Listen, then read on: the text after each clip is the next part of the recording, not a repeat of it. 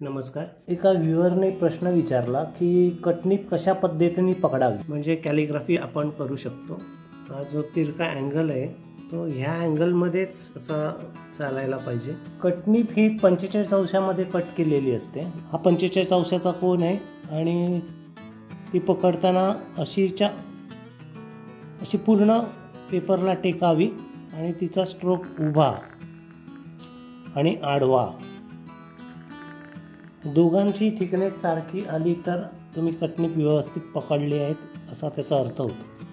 Square मध्ये लिहिताना ते अक्षर स्क्वेअर मध्ये बसायला पाहिजे। मगाशी तुम्ही समोरच्या बाजूने कटनीप बघितली, आता तुम्ही वरच्या बाजूने कटनीप बघा की कसं लिहिलं जातं। बघा, हा मी अ लिहितोय, त्याच अँगल मध्ये गेले पाहिजेत। हे बघा, आता मी तुम्हाला पेन्सिलने दाखवतो म्हणजे तुम्हाला समजेल।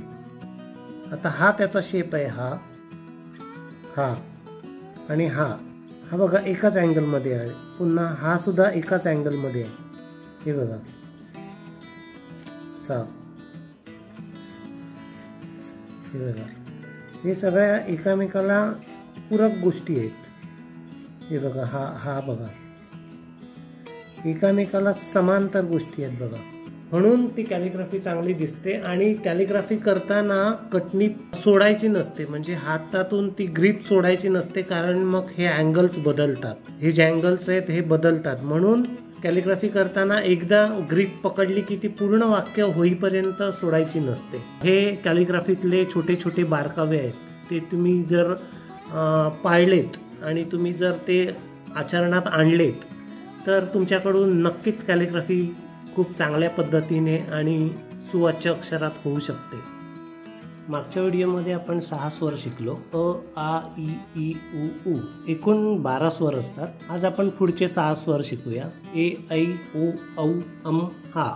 मागच्या वेळेला आपण ही कटनीप बनवली होती आणि त्याच कटनीपने मी आज तुम्हाला पुढचं 6 स्वर लिहायला शिकवतो। बघा, तुम्हाला मी ए ची फोड करून दाखवतो। पहिला स्वर ए आणि त्याची वरची लाईन, ही झाली ए ची फोड। आता मी तुम्हाला पुढे ए पूर्ण लिहून दाखवतो। वरची ए ची लाईन,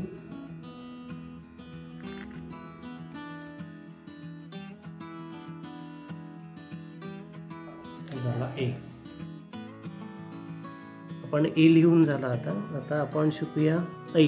ऐ म्हणजे ए सारखाच आहे, तर मी आता त्याची फोड करून दाखवत नाही अची। तर मी ऐ लिहितो, नंतर त्याची लाईन। आता आपण लिहूया ओ। ओ हा अ सारखाच असतो, जसं मागे आपण अ शिकलो अशा प्रकारे। ही झाली अ ची फोड। आता मी तुम्हाला ओ लिहून दाखवतो।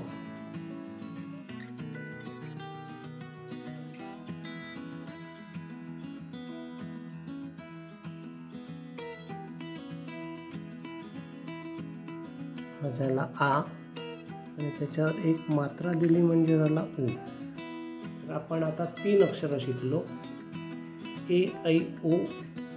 आता आपण पुढचं अक्षर औ शिकूया।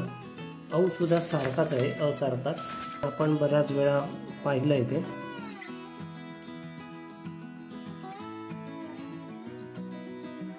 औ हा अशा प्रकारे लिहितात। हा झाला अ, त्याला दिला काना, झाला आ।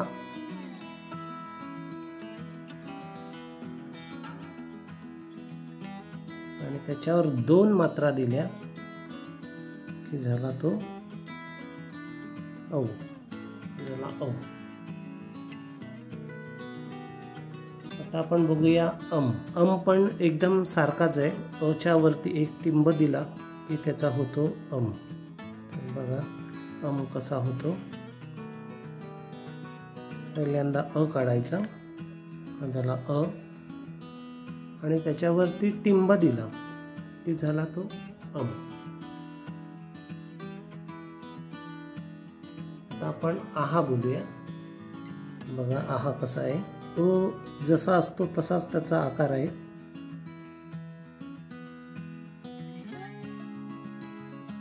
याला 2 टिंब दिले,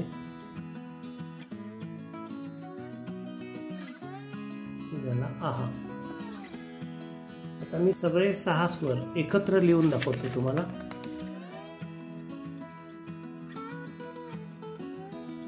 झाला ए.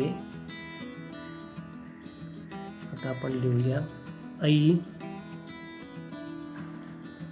त्याचा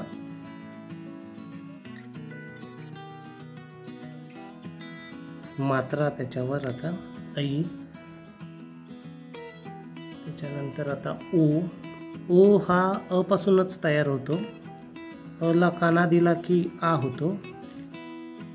त्याला मात्रा दिली एक की तो ओ होतो. तर आपला हा अ झाला आहे. त्याला आता मी एक काना देतो. हा आ झाला आहे. आणि आता त्याच्यावर एक मी मात्रा देतो म्हणजे तो ओ झाला. आता आपण पुढचं अक्षर शिकूया औ. तर औ हा पण अ पासूनच बनतो. आ वरती 2 मात्रा दिल्या की त्याचा औ तयार होतो. आम्ही काना दिला. आता झाला आ. अगोदर आपण ओ शिकलो. हा झाला ओ. आणि त्याला आणखीन एक मी मात्रा देतो औ. आता आपण अम शिकूया. अम हा देखील अ पासूनच बनतो. हे स्वर आहेत, 12 स्वर आहेत मराठी भाषेमध्ये. याचा आपल्याला नेहमी बोलण्यामध्ये पण उच्चार होतो. हा झाला अम. आता मी दाखवतो तुम्हाला आ.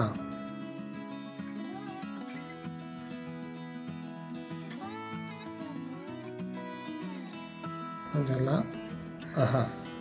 त्याला 2 टिंब दिले म्हणजे तो आ झाला. ही झाली आपली पुढची 6 स्वर ए ऐ ओ औ अम आहा. आता आपले 12 स्वर झालेले आहेत. आणि तुम्हाला जर काही प्रश्न असतील तर तुम्ही मला ते कमेंट बॉक्समध्ये लिहून कळवा. मग मी त्यांची उत्तरं देईन किंवा तुम्हाला हवा तसा व्हिडिओ बनवून मी तुमच्यासमोर पुन्हा येईन. थँक्यू.